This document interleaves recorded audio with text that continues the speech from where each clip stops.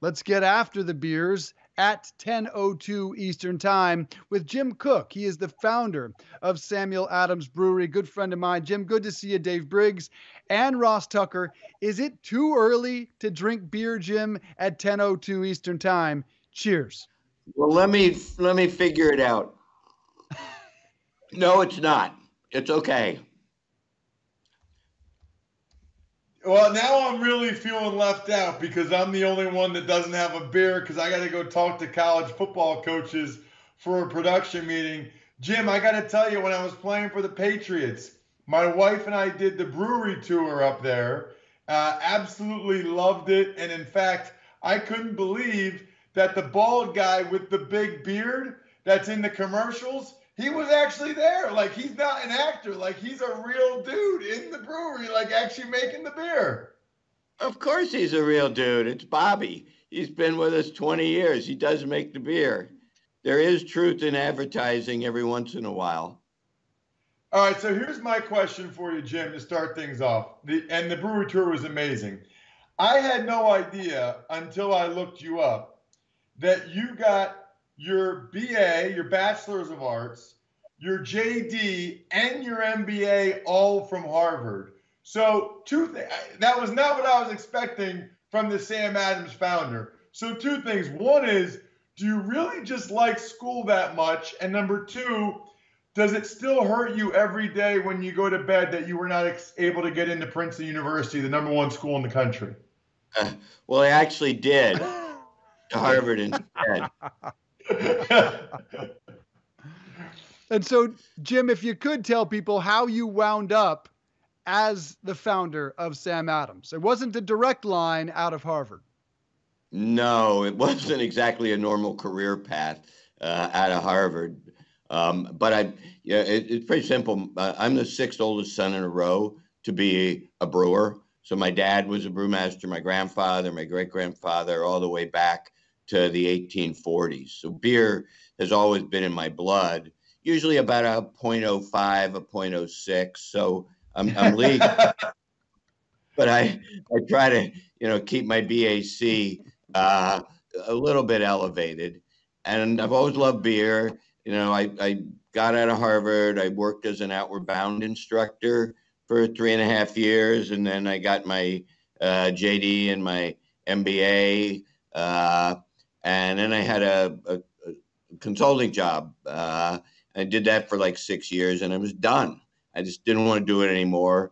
I walked in the next day. I gave my notice. Then I tried to figure out what I wanted to do. And this was, back in 1983, 84, when there was really no craft breweries. In fact, the name hadn't been invented. There were, a handful, half a dozen lunatics trying to make a living making beer on a small scale. And I decided to give it a shot. I'd been a home brewer. I started in my kitchen. We were the smallest brewery in America when we started. It was 2 people, and the rest is history. Jim, it's funny because I love beer. I love Sam Adams. I love all kinds of IPAs. I think the older I get, I'm more into double IPAs. But it's interesting. Do you feel like on some level, all the different breweries that are popping up everywhere, all the different microbrews, do you feel like, Jim, that you're like the father of that movement? Because to me, you were like the first one I knew of that kind of started making a higher quality, different, better tasting beer, and you did it on your own. Do you feel like you're the father of this beer explosion? Sometimes I do. And to me, it's just great because when I started, we were one of a handful of, people trying to make great beer here in the United States. I named my beer after Sam Adams because he was a revolutionary and I wanted to help create a beer revolution and bring great beer to the US. So today there's like 8,000 of us, 8,000 small independent brewers.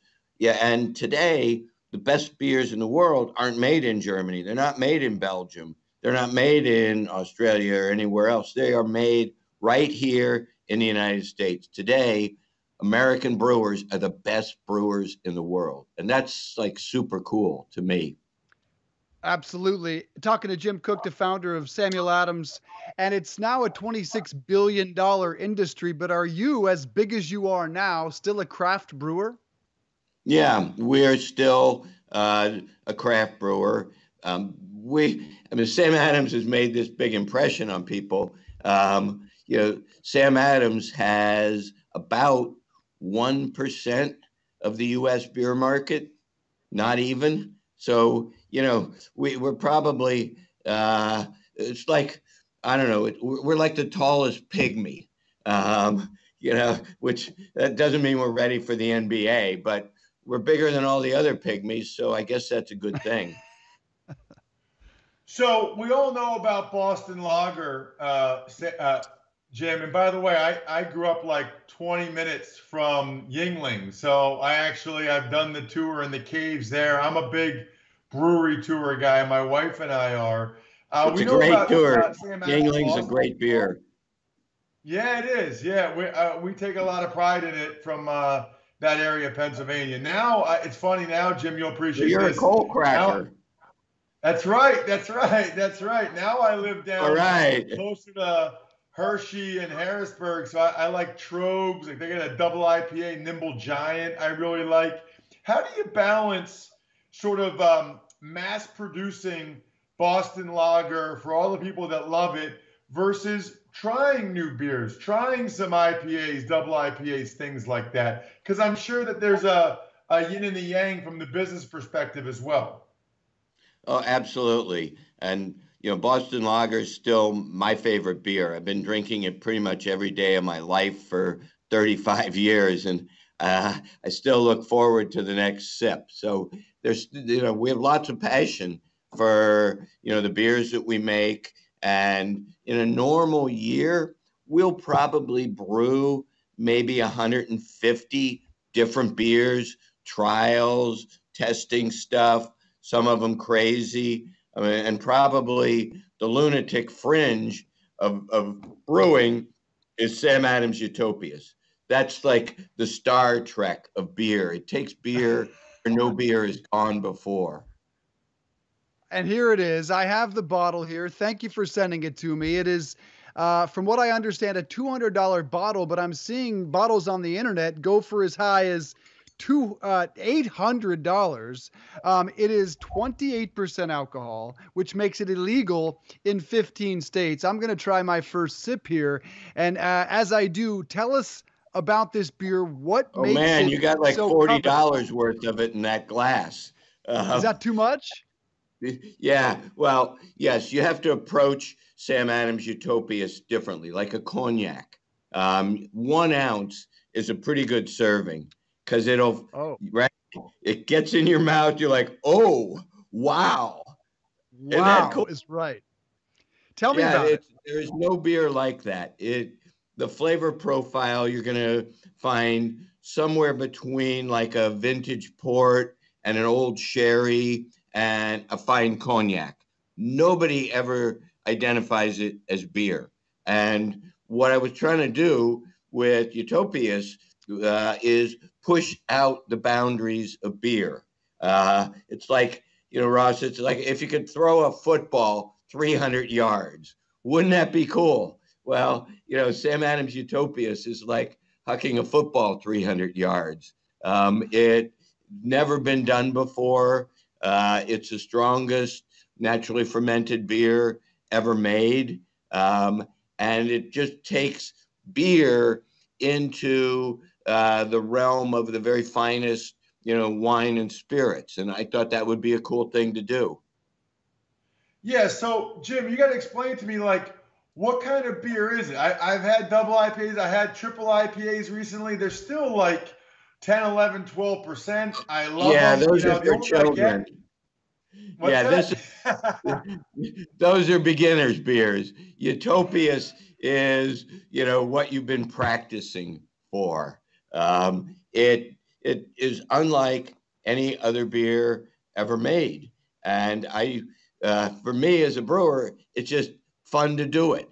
It took us, oh gosh, like 7 years to develop it. And we've been making it. I think this is about the 11th release of it, but it doesn't have I can't tell you what kind of beer. I guess the word that other brewers will use is extreme beer. This is outside the boundaries of conventional brewing to bring new flavors and tastes to beer drinkers. God, okay, so this is not like a quadruple, quintuple IPA or something. It's not. There's not even like it doesn't even go into a typical beer category. Exactly. This is unique. There is literally nothing like Utopias brewed by any brewer in the world. Nobody's yet been able to even get close to this. Okay, I got a couple of questions about it. And one, what do you make of the fact that I'm seeing it right now go for more than $800 a bottle on the internet? And two, there are no bubbles in this, Jim. So can I just put the top back on, or will it go flat? Will it go bad? No, at this level of alcohol, the carbonation has long since fled the premises. It's been gone for years. And I should explain how we make Utopias. We make different batches, and we will age them in used spirits barrels. So like whiskey, bourbon barrels, Scotch barrels, cognac barrels, more exotic things like Madeira and Calvados, some sherry barrels, some port barrels. And we make Utopias by blending all these different barrels, and some of them are 25 years old. So we actually, we have barrels of beer that are old enough to drink themselves. You probably never had 25-year-old beer. That's what's going on in Utopias. And what do you make of the fact that it's going for? Oh, sorry. Yeah, it's a good question. I think that's super cool that we're able to make a beer that people think is worth $800, and I can sort of validate that for them because over the years we've done blind tastings of Utopias against $500 bottles of port, and we win. We've done it against like Louis XIII and Inez, which are $1,000 bottles of cognac, and we win. So to me, it's obviously worth it. If sophisticated wine and spirits writers taste Utopias and compare it to $1,000 bottle of cognac and say the Utopias is better, well, $800, that's a bargain. And you get a nickel back for the bottle if you bring it back in Boston. Hey, Jim, here's my question. Before we started this segment and brought you on, you were asking Dave what kind of glass he had. Now, I've got, I really like beer, but I'm not as particular about the glasses as my buddies are. But that was the first question you asked. So talk to me about which glasses matter and why it matters. Yeah, well, everybody knows that you're not going to drink a really fine wine out of a juice glass or a pint glass, right? So the glass actually affects your taste experience. We know that with wine, and obviously it's going to be true with a really good beer as well. It's the same physiology of taste, the same physics of the glass. So for Utopias, you want basically something like a cognac glass, not the big bowl brandy snifter thing, but a small glass that has an outturned lip that will present the beer to the front of your palate so that you get the proper taste experience. With Boston Lager, we designed this special glass that enhances the flavor. It's got the outward turned lip that puts the beer in the front of your palate. It's got this bowl that concentrates the aroma. We even take a laser, and in the bottom, we etch in these little laser marks. They're nucleation sites where bubbles form, and you get a stream of bubbles going through the beer, collecting aromas, getting to the surface, popping and releasing all those aromas. So a proper glass actually does make a difference. Talking to Jim Koch, the founder of Samuel Adams. So what's your word for all these people drinking all that spiked seltzer today? You know, if you like it, it's good. To me, and we do make a spiked seltzer called Truly. It was actually we were the first spiked seltzer with Truly hard seltzer. To me, again, it's an opportunity to be innovative, to creative, to push the envelope, to do cool things that haven't been done before. And to me, you know, Truly hard seltzer, I'd much rather have that than like, you know, a vodka soda. So, you know, those times when you want something that tastes great, really flavorful, but also refreshing, and you don't want a lot of calories, you don't want to get filled up. Hard seltzers, you know, it's a pretty good choice. But All Boston right. my favorite. Boston Lager is your favorite. You can have a favorite kid. You can have a favorite beer. We have Bloody Mary Friday every Friday on this program, but I am game for replacing it with Sam Adams Friday. You know, we could use a sponsor here, Jim. So Yeah. if you're you know, if We you're can send interested, you some beer. We're in. We're in. You Samuel guys Adams Friday, obviously done. quality drinkers. We appreciate the time, Jim Koch. Everybody check out Utopias. Hopefully you don't have to pay $800 for it. 28% alcohol, illegal in 15 states. And I got to say, it's delicious. Jim, thanks for being here. We really appreciate it. Cheers.